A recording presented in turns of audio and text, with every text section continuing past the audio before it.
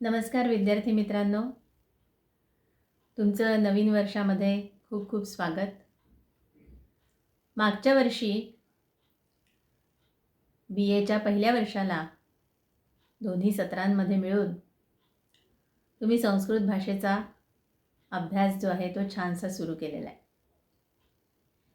एकूण 3 वर्षाचा हा जो तुमचा संस्कृत भाषेचा प्रवास आहे, त्या प्रवासामध्ये संस्कृत भाषेची वैशिष्ट्य, वेगवेगळ्या काळातली, वेगवेगळ्या लेखकांची ही आपण अनुभवत आहोत. जसं तुम्ही 12वीपर्यंत मराठी शिकत आलात आणि वेगवेगळ्या काळामधली, वेगवेगळ्या लेखकांची, वेगवेगळी मराठी अशी तुम्ही वेगवेगळ्या पाठांमधनं अनुभवलीत, तसाच हा आपला प्रवास सुरू आहे आणि हा सेकंड इयरसाठी सुद्धा आपला प्रवास सुरू राहणार आहे. नमस्कार, मी प्राध्यापक सौ संगीता गजानन वायचाळ, गोसे महाविद्यालय खामगाव, तुमच्यासाठी या दुसऱ्या वर्षीचा आवश्यक संस्कृतचा जो अभ्यासक्रम आहे त्याचे पाठ घेऊन इथे उपस्थित झाले.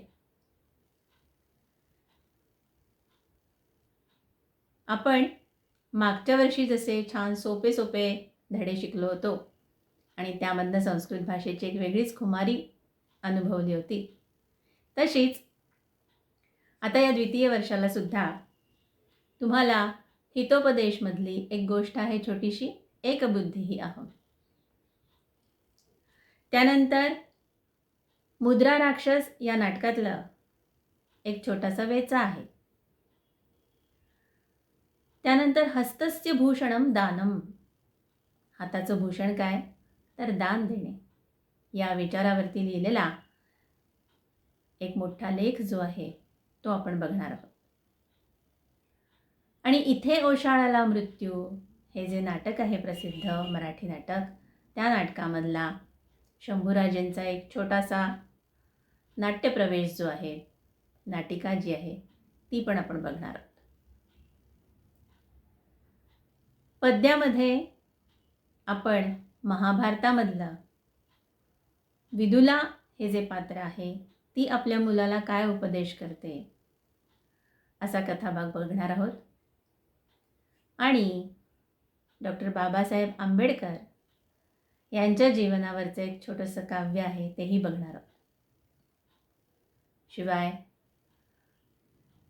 आता नुकताच सगळ्यात मोठा सण आपला झाला तो म्हणजे गणपती. या गणपतीची जी 21 नावं आहेत, ती 21 नावं कशी पडली हे सांगणारं एक छोटंसं 21 श्लोकांचं काव्य आहे, गणेश नामार्थमाला, ते बघणार आहोत. हे सांगायचा उद्देश असा की जसं मराठी भाषेतलं वैविध्य आपण 12वीपर्यंत पाहिलं, तसं संस्कृत भाषेतलं वैविध्य आपण एक एक बघतो आहोत. ते वैविध्य कसं आहे, त्यातली सरलता कशी आहे, याची एक छोटीशी सुरुवातीला ओळख असावी म्हणून तुम्हाला काय काय आहे हे एकदा सांगितलं.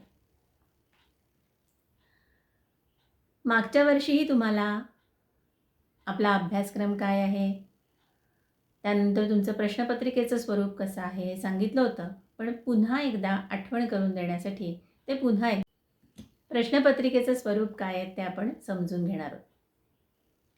मागच्या वर्षीही तुम्हाला प्रश्नपत्रिकेचं स्वरूप काय असेल हे सांगितलं गेलं होतं, पण कोविड-19च्या पार्श्वभूमीवर आपल्या ज्या ऑनलाईन परीक्षा झाल्या त्या सगळ्या वस्तुनिष्ठ स्वरूपाच्या झाल्या.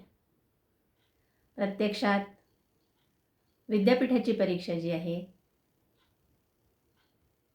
जेव्हा दैनंदिन सगळं आपलं रुटीन सुरू होईल त्यावेळेला ज्या आपल्या लेखी परीक्षा होतील त्यावेळेला प्रश्नपत्रिकांचं स्वरूप कसं असतं हे एकदा पुन्हा आठवण करून देण्यासाठी तुम्हाला सांगते.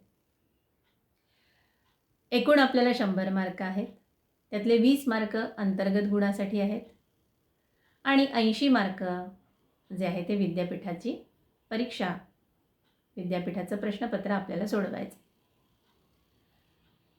हे जे 80 मार्क आहेत यामध्ये तुम्हाला 16 मार्काचे 5 प्रश्न आहेत. पहिल्या प्रश्नात पहिले 2 गद्य जे आहेत, पहिले 2 जे पाठ आहेत त्यावरचं भाषांतर आणि त्या पाठाचा साधारण सारांश आपल्याला लिहावा लागेल किंवा त्यामधले जे मुख्य मुद्दे आहेत त्याच्यावर उत्तर लिहावं लागेल. असा एक दीर्घोत्तरी प्रश्न 6 मार्काचा. दुसऱ्या प्रश्नात पुढच्या 2 पाठांवरती तसंच भाषांतर आणि एक दीर्घोत्तरी प्रश्न. तसंच पद्याच्या बाबतीत तिसरा प्रश्न पहिल्या 2 पद्यांवर आधारित आणि चौथा प्रश्न उर्वरित 2 पद्यांवर आधारित. भाषांतर आणि दीर्घोत्तरी प्रश्न असं स्वरूप राहणार आहे. 5वा प्रश्न जो आहे 16 मार्कासाठी तो आहे वस्तुनिष्ठ स्वरूपाचा आणि त्यासाठी तुम्हाला यावर्षी आहे काव्य प्रश्नावली. संस्कृत साहित्य जे आहे त्यामध्ये महाकाव्याची, खंडकाव्याची एक छानशी परंपरा आहे. हे कवी कोण, त्यांनी लिहिलेली काव्य काय, त्याच्यातल्या कथा काय, हे आपल्याला समजावं या उद्देशाने हा अभ्यासक्रम रचलेला आहे आणि त्यावर 16 मार्कांसाठी वस्तुनिष्ठ प्रश्न तुम्हाला येणार आहेत. वस्तुनिष्ठ प्रश्नांची तुम्हाला चांगलीच ओळख आहे ऑनलाईन परीक्षेमुळे की एक प्रश्न आणि त्याची 4 उत्तरं, त्यापैकी योग्य पर्याय जो आहे तो आपल्याला निवडायचा आहे. तर हे झालं प्रश्नपत्रिकेचं स्वरूप. उद्यापासून आपण प्रत्यक्ष पाठ जो आहे तो शिकायला सुरुवात करणार आहोत. संस्कृत भाषांतर समजून घेणार आहोत.